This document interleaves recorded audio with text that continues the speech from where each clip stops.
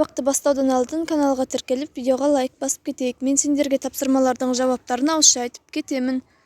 Сендер сол тапсырмалардың жауабын дәптерлеріңе көшіріп алсаңдар болады. Уақыт есебі. 12-ші тапсырма. Бір сабақта мұғалім, міне қазір көктем, күн ұзарып, түн қысқарып келеді.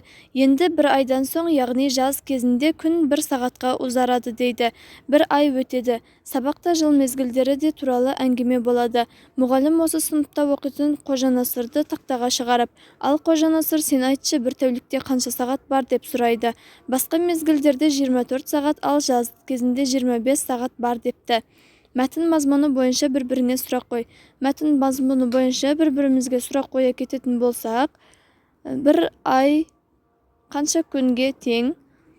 Күн ұзарып, түн қысқаратын кез қай уақыт? Түн ұзарып, күн қысқаратын кез қай уақыт? Және де Қожанасыр мұғалімнің айтқанын қалай түсінді? Күн ұзарғанда тәуліктегі сағат саны өзгере ме? Жоқ, балалар, күн ұзарғанда тәуліктегі сағат саны өзгермейді. Қожанасыр нені түсінбейді деп ойлайсыңдар? Қожанасыр сағатты дұрыс түсінбей қалды. Қожанасырдың орнында болсаң, қалай жауап берер едің? Мен Қожанасырдың орнында болсам, бұл сұрақты дұрыс қабылдап, яғни күн 1 сағатқа кеш батады деп жауап берер едім. Мәтіндегі қарамен берілген сөздердің қандай мағынада қолданылып тұрғанын түсіндір. Бұл мәтіндегі қарамен берілген сөздер бізде күн ұзарып, түн қысқарып. Бұл сөздер бізде ауыспалы мағынада берілген сөздер. Шығармашылық үзіліс. 13-ші тапсырма. Суретте көрсетілген 12 әріптен 21 сөз шығарып көр. Ол үшін ешқандай әріп тастамай, рет-ретімен оқи бер. Тапқан сөздеріңді жаз, жазған сөздеріңнің мағынасын түсіндір.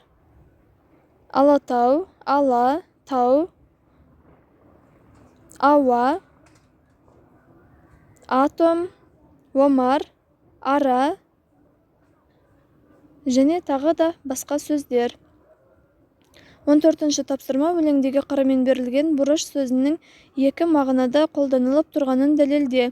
Мен табалмай бұрышты, қарадым бар қуысты. Таусылған соң шыдамым, інімнен кеп сұрадым. Мен іздесем бұрышты, көрсетті оу, ал бұрышты.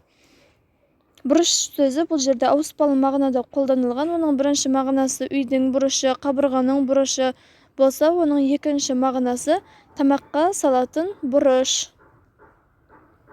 Осымен балалар, сабақ аяқталды. Түсінбеген тапсырмаларың болса, комментарияға жазып сұрай берсеңдер болады. Мен міндетті түрде сендерге жауап беретін боламын. Және де видеоға лайк басып, каналға тіркелуді ұмытпайық.